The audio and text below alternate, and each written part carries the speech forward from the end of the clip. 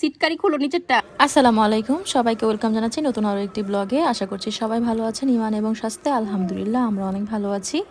এখন যাচ্ছি আমরা হাঁসের খামার দেখতে। দেখেন কত হাঁস এখানে। তো এদিকে আশেপাশে কোনো বাসা নেই, শুধু হাঁস দেখছি আর চারপাশে শুধু সবুজ আর সবুজ। আশেপাশে কোনো বাড়ি দেখা যায় না, শুধু সবুজ আর সবুজ।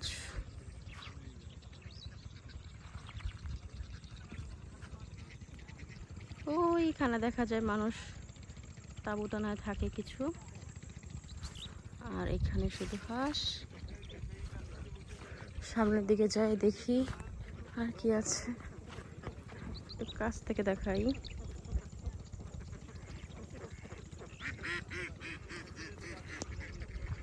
বর্ষায় যেহেতু পাবনায় অনেক পানি হয় আর তখন কিন্তু নৌকা বাইচ হয়, আর এই নৌকাটাই হচ্ছে সেই নৌকা যেটা দিয়ে নৌকা বাইচ খেলা হয়। তো সেটাই দেখতে এলাম। এদিকে দেখলাম বিশাল বড়, ক্যামেরায় কতটা বোঝা যাচ্ছে জানি না, তবে নৌকাটা কিন্তু সামনাসামনি অনেক বড়।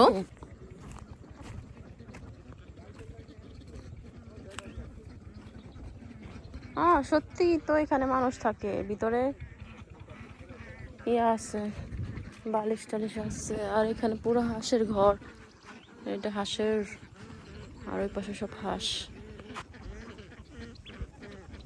অনেক হাঁস।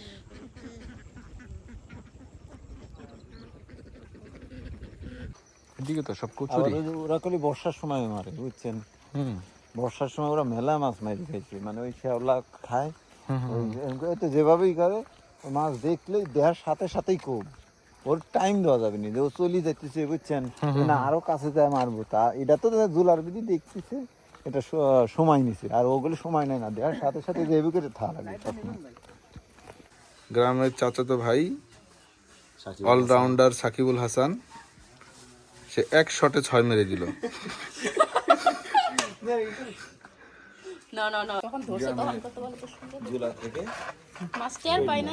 জোলা থেকে একটি শোল মাছ ধরে নিয়ে আসলাম। রাদিয়া খালি রুমের মধ্যে দরজা লাগিয়ে ফেলছে। মামা দরজাটা খুলো তো, রাদিয়া খুলতে পারছে না। রাদিয়া, রাদিয়া সিটকারি খুলো নিচেরটা। এটাও লাগানো, সব লাগানো, ওই জানলা টানলা, ওই দরজা।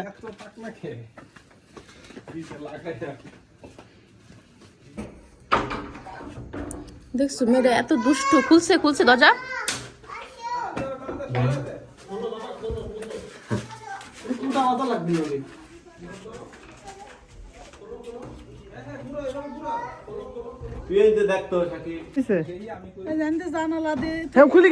খুলে গেছে।